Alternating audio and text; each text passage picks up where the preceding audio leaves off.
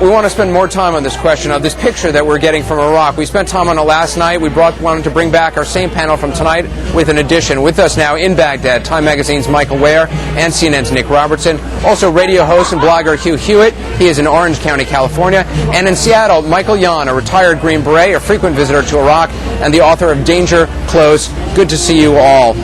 Michael, let's start off with you. We just heard the Gail and Ken talking about stories from the war, acts of heroism and kindness, rebuilding bridges that soldiers are doing every day. What did you see while you were there, and why don't you think those stories are getting told? Well, Gail and Kent told the truth. That is absolutely the truth. There are a lot of bombs, of course, and a lot of shootings and whatnot, a great deal. But it's much easier to tell the bad news. It's easy. The strobe light flashes, the bomb goes off, you take a picture, you have a story. It's easy news. It grabs people's attention. And it makes money. Actually, let me ask you about that, because what is easy about hanging out with insurgents or going out on patrol? Isn't it easier, frankly, to go to if reporters were looking for the easy thing, wouldn't they be going to a hospital opening and giving out toys to children and showing that? Well, yeah, that's true, and Michael Wear, I'm sure, and Nick Robertson will take issue when I said it's easy, because I spent my time over there as well, and I'm about to go back. It's certainly not easy, but it's quick. But Michael Wear and Nick Robertson do dig in. A lot of people don't. And they get in there and they just tell the quick, easy story of what's going on, or the stringer takes a photo, of a car bomb, and they report the story, and basically all we get is day-to-day body counts. Michael Wear, what about that? You're the bureau chief for Time Magazine. You spend a lot of time with insurgents. You put your life at risk. Do you also tell what I guess some people would call positive stories? Well, certainly one tries to, Anderson. You tell whatever story comes along. I've been embedded with the US military countless times, and I've produced many stories as a result of that, be it heroism in battle, be it the success of operations, be it the disruption of insurgent networks. And Michael Yon's website, his reporting from Mosul, from within the US military, was outstanding. But it comes from within a certain prism. We face a similar constraint. We have our own prism, and that is life on the street in Iraq, in Baghdad, and the good and the bad that comes with it. It means we can't travel, but it also means that we're exposed to the raw reality of what it's like for Iraqis.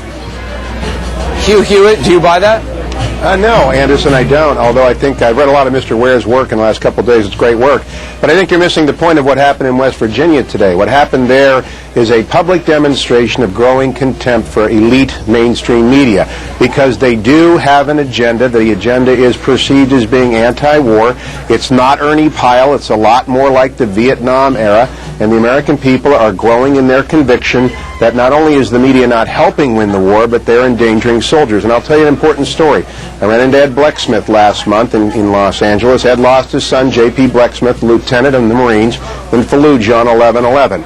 And he told me that he believes reporting in the war zone is encouraging attacks on our troops, because it is encouraging the insurgents to believe that they can win by hanging on. A point made to me today by Christopher Hitchens and by many other liberal and center observers of the media. The media, including the insurgent coverage that Mr. Ware has been involved in, is becoming increasingly irresponsible, and the American people deeply resent it. I want to let Michael Wear respond to that. First, Nick Robertson, what do you think of that? Do you worry that you are encouraging insurgents?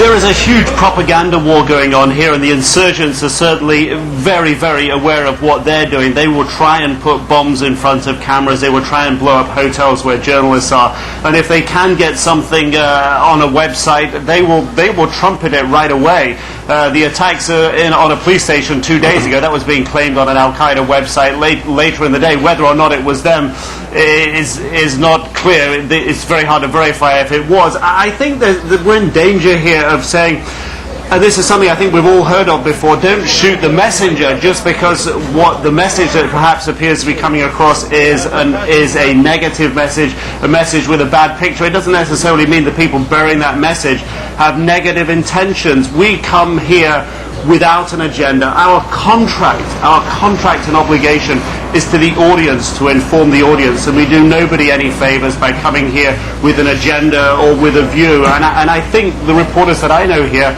That's the way we set out to do our job, and we're very aware of what the insurgents want to do.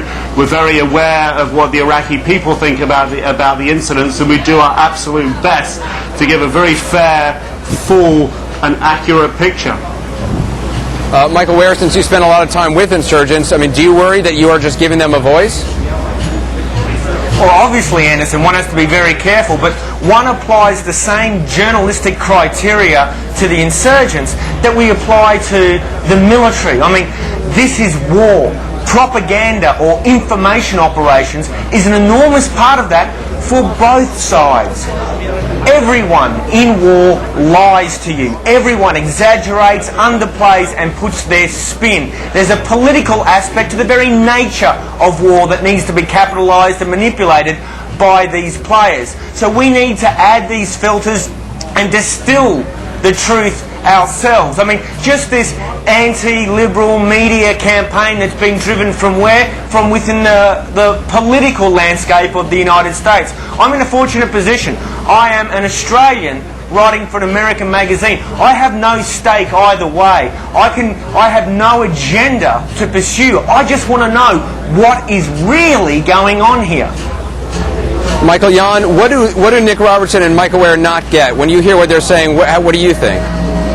Well, I don't think that they not get anything.